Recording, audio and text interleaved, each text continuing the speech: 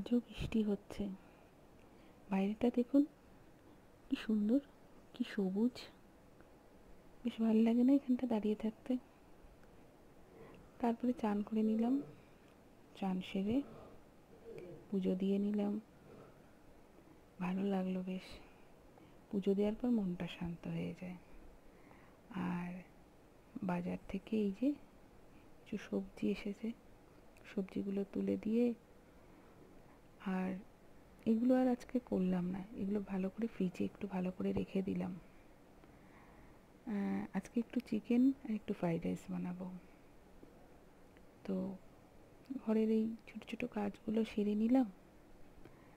চা খাওয়া হয়নি জানেন তো। তো এই কাজগুলো সেরে ভাবলাম একটু বসে শান্ত মনে চাটা খাবো আরাম করে। অন্যদিন অবশ্য তাড়াতাড়ি উঠে চা করি, আজ মনে হলো না কাজগুলো সেরে নিই, সেরে নিয়ে তারপর চা খাই। চা না খেলে তো এনার্জি আসে না না কাজে। তাই ভালো করে একটু চাটা নিজের জন্য করলাম। তারপর ছোটো ছোটো করে আলুগুলো কেটে পেঁয়াজগুলো কেটে নিলাম, আলুগুলো ভাজতে দিয়ে দিলাম, পেঁয়াজটা কেটে একটুখানি এখানে পিষে নিলাম পেঁয়াজটা, যাতে একটু বাটা দিলে রান্নাটা ভালো হয়। ঠিক এইভাবেই টমেটোটাও করে নিলাম, আর টমেটোর সাথে একসাথে না কাঁচা লঙ্কাটাও দিয়ে দিয়েছিলাম, যাতে আর আলাদা করে না করতে হয়। তো এটা মিশিয়ে একসাথে একটু কষিয়ে নিলাম কড়াইতে, নিয়ে চিকেনগুলো দিয়ে দিলাম, দিয়ে আর এর ফাঁকে কাজু আর কিশমিশটা একটু জলে ভিজিয়ে দিলাম। এবারে এই একসাথে এটা কড়াইতে কষিয়ে চিকেনগুলো তার মধ্যে দিয়ে পরপর তাতে নুন, হলুদ, গরম মশলা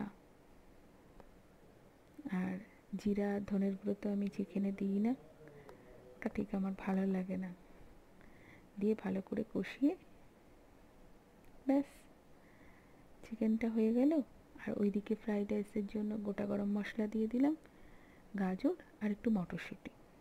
মটরশুঁটিটা রাখা ছিল ফ্রিজে ফ্রোজেন, তার সাথে একটু কাজু কিশমিশ দিয়ে ব্যাস 1 কাপ জল দিলাম, দিয়ে বেশ বসিয়ে দিলাম। দেখুন কি সুন্দর ঝরঝরা হয়ে গেছে।